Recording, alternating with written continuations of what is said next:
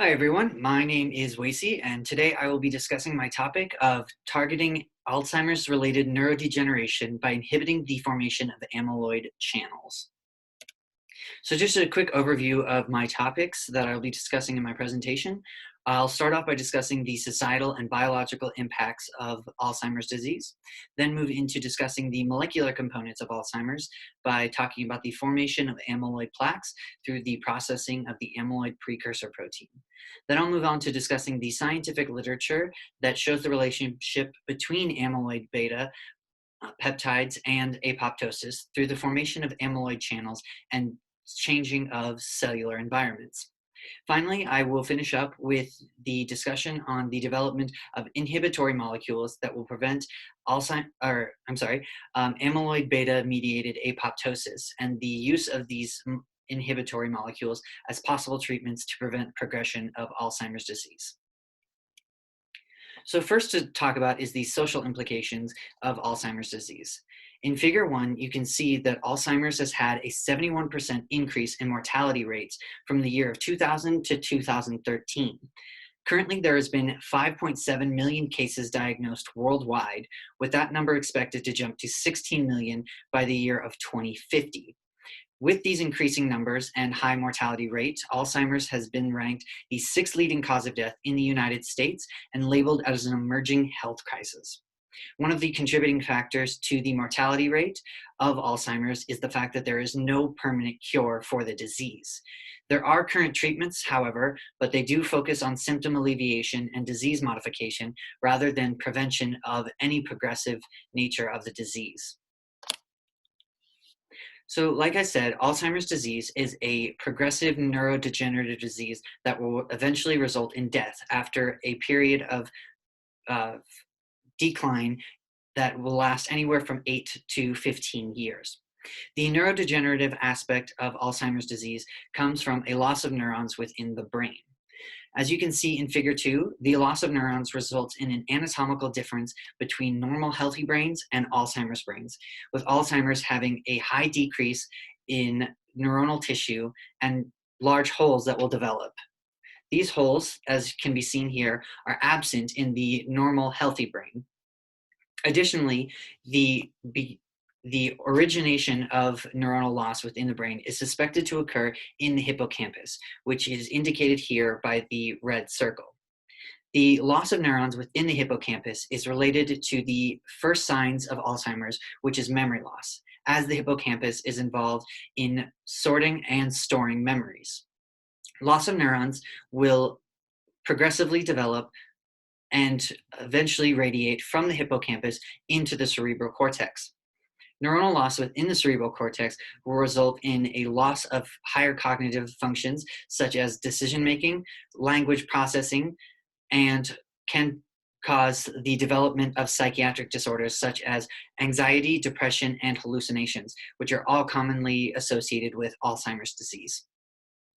One of the main causes for the loss of neurons is suspected to be the development and accumulation of the amyloid beta plaques. Amyloid beta plaques are produced from a cleavage of the amyloid precursor protein, which can be seen in figure 3. The amyloid precursor protein is a transmembrane protein that undergoes alternative dual cleavage to produce the amyloid alpha peptide or the amyloid beta peptide. The production of amyloid alpha is produced when alpha secretase cleaves the amyloid precursor protein at the alpha site, and then gamma secretase cleaves at the gamma site to produce the amyloid alpha peptide.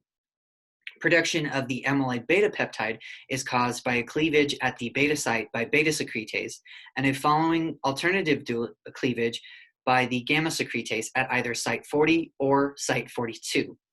The cleavage at the varying sites will produce amyloid beta 40 or amyloid beta 42, respective to the site that cleavage occurs.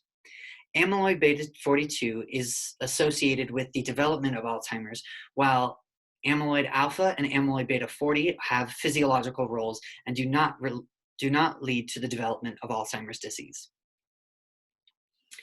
The ability for amyloid beta 42 to create amyloid beta plaques is through the hydrophobic nature of the peptide itself. As it is hydrophobic, it doesn't want to associate with the aqueous environment that is established from the cerebral spinal fluid that surrounds the brain. So the amyloid beta peptide will quickly bind to other peptides of the same nature and create amyloid beta aggregations, as can be seen in figure 4. Those aggregations will continue to accumulate with new additions of amyloid beta peptides and eventually form large protein aggregations called amyloid plaques.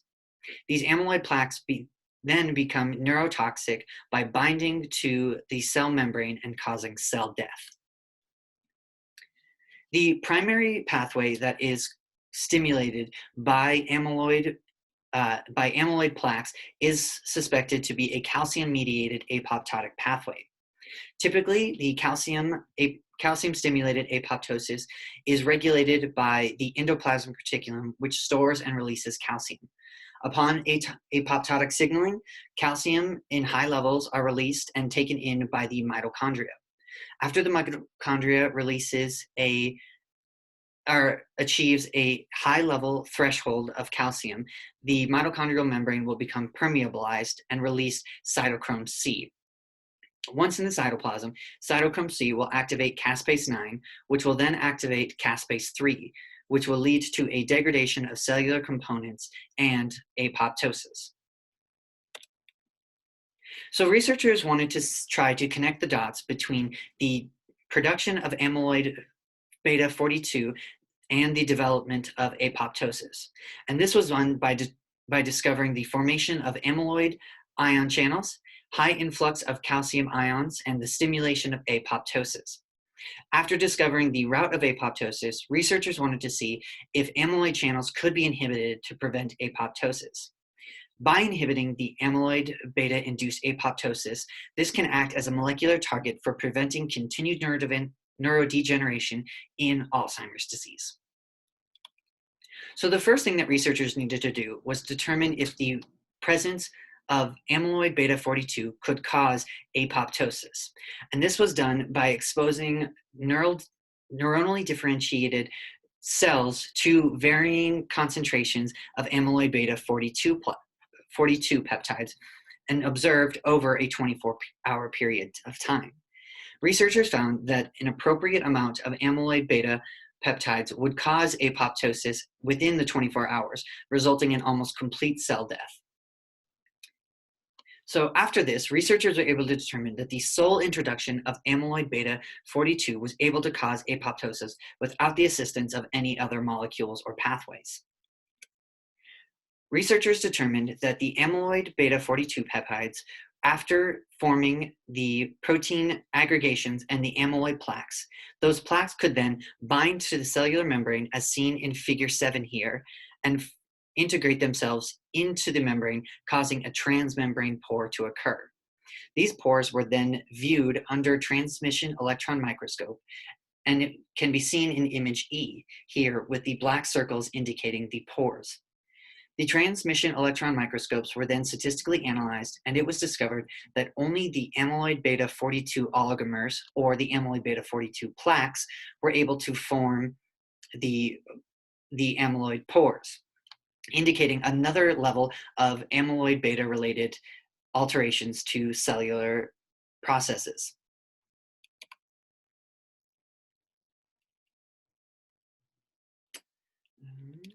There we go. Sorry, sometimes it lags. All right, so then researchers wanted to determine that the activity of these pores and found that they acted as ion channels, with calcium ions being one of the ions that were allowed to flow into cells after the formation of the pores. Researchers wanted to determine at what level calcium ions could flow into the cells after pore formation. This was done by using an immunofluorescent test with the introduction of amyloid beta peptides.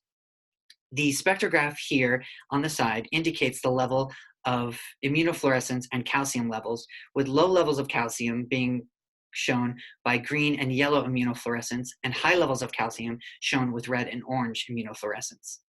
At time 0, there were physiological levels of calcium within the cells, showing green and blue fluorescence, while within an hour, the cells were showing high influx of calcium ions with red and orange fluorescence. This indicated to researchers that the formation of pores after the induction of amyloid beta peptides was causing a high influx of calcium ions, which could potentially stimulate apoptotic pathways. Researchers then wanted to determine the apoptotic pathways that were occurring. So they performed an experiment by introducing a necessary amount of amyloid beta peptides into the cells as seen in figure A. They then determined the neuronal apoptosis that occurred within the exposure to amyloid beta peptides and found that the necessary amount of amyloid beta peptides caused a significant increase in neuronal apoptosis. Those cells were then evaluated using a Western blot in figure 10A, and it was found that the protein caspase-9 was present in all of the cells. And as if you recall, caspase-9 is one of the final pro-apoptotic proteins that will result in apoptosis. Researchers then determined that continued exposure to the amyloid beta peptides caused an increased expression in caspase-3, which would then lead to increased apoptosis and loss of neurons that are seen during the extended exposure to amyloid beta peptides. So after determining that the introduction of amyloid beta peptides produced amyloid channels, which caused a high influx of calcium ions and apoptosis through the caspase pathway, researchers wanted to determine if they could block the formation of pores and prevent the apoptotic pathways from being stimulated. They began this by determining the places in which amyloid beta plaques bound to the membrane and found them to bind to lipid molecules called gangliosides. Additional research found that the alpha-synuclein protein, which is a protein involved in Parkinson's disease, created pores similar to that of the amyloid pore, as can be seen in figure 11B.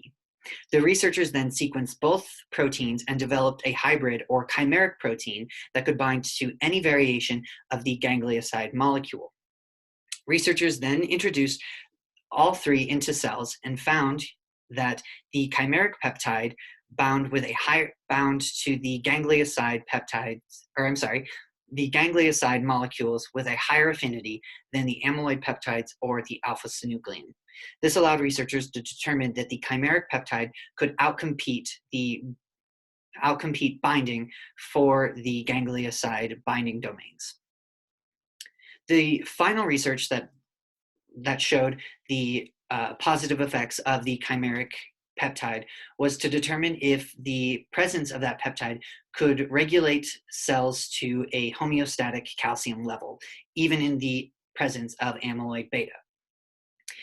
This was done again by using an immunofluorescence test and a calcium ion probe. As seen in figure 12A, the sole presence of amyloid beta 42 caused an increase in calcium influx, as seen with high amounts of red and orange in the immunofluorescence and an increased amount in the bar graph. However, in the presence of the chimeric peptide, there is a significant decrease in calcium influx and a stabilizing of homeostatic levels of calcium within the cell. So after all of this research, we are able to determine that the presence of amyloid beta 42 is able to form amyloid channels that cause a high increase in calcium induction, which can then stimulate apoptotic pathways and result in the neurodegeneration that is seen in Alzheimer's disease. The chimeric ganglioside protein indicated that, showed us that the blocking of the pore formations could prevent calcium-mediated apoptosis. The next step moving forward with this knowledge is to demonstrate the chimeric ganglioside protein's abilities in vivo models or in animal models and examine the neuronal tissues to see if there's any anatomical changes between the Alzheimer's models and models that have the chimeric ganglioside peptide. If successful in vivo models, the next step would be to use the chimeric ganglioside peptides in human trials to see if individuals suffering from Alzheimer's could have alleviation from neurodegeneration by introducing these inhibitory molecules. And now I'm ready for your questions.